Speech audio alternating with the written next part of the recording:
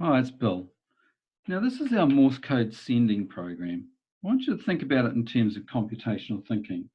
Let's have a listen to what happens when we press this button.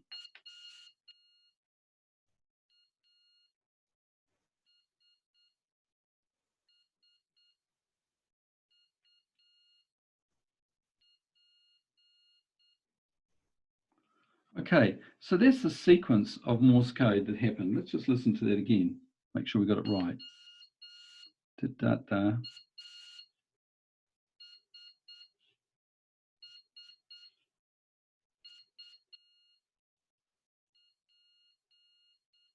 So now we can begin to think a bit about this computationally. Let's have a look at what computational thinking is. Decomposition, abstraction, pattern identification, and then algorithm writing using sequencing and conditional selection and iteration. So what have we got here? We've got some decomposition. Let's have a look at this and look for patterns. What do we see? Well, first of all, we see that there are only two things. There's a dot and a dash. Well, actually, that's not correct, because there are at least four things here, because there's a delay in here, which is short, and a delay in here, which is long. So we've got our short delay and our long delay, our short beep and our long beep. Now let's have a further look at this for patterns. Here, a dot, dot, dot is actually an iteration. It's 3 dots. Or alternatively, it's a dot and a dot dash, or it's a dot dot and a dash. So you can see the sort of patterns we're beginning to think about now. Let's have a look. What is a dot dash dash? Well, that's a W. A dot dash is an A. Dot dot dot is an S. A dot dot dash is a U. And a dot dash dash dot is a P. Now let's look for some more patterns. Well, here's an A. It's a dot dash. Well, actually here is a dot dash. So that's a dot and an A. And actually a dot dash here. So that's an A. And that there, that's actually the letter N. So there are more patterns. Here again, we've got the letter A and a dash. So there are lots of ways we can start thinking about the patterns here that we're going to generate. Let's go a bit further into this. Let's think about what a dot is.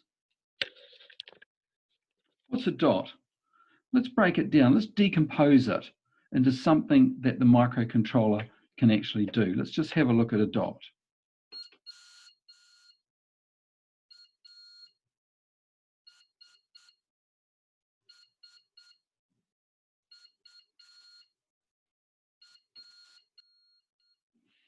Okay, so a dot is actually an LED coming on, then there's a beep, and then the LED going off, followed by a short delay. And let's start to think about these in terms of abstract terms. A short delay is actually what we call an intra-character delay. So that's this short delay is an intra-character. So it's one that's inside a character. Whereas the longer delay after the end of a full character is called an inter-character delay. If we were going to be sending words, like this is one word, but some of our messages might be multiple words, then there's also an inter-word delay. So now we can start thinking about what these would actually be. Well, actually, we already know what a beep is. We've already solved beep because beep was used in our previous program. So this is really good patterning here. We're looking for this pattern identification. We've already solved beep. Let's just reuse it. Well, actually, there are two types of beeps. There's a short beep and a long beep. But of course, our beep function that we've already created, we can just turn it into one which has got a variable that takes the length of time that the beep exists for. So that's what we've done in this program. So we're getting to the point where we're thinking about what is our decomposition into patterns, what are our abstractions?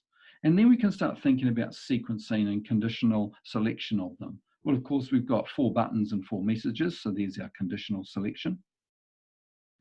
So there's all sorts of things that you can do here in terms of your computational thinking. And when you look at the program, don't just skim read it, but actually look to see how those things were put together.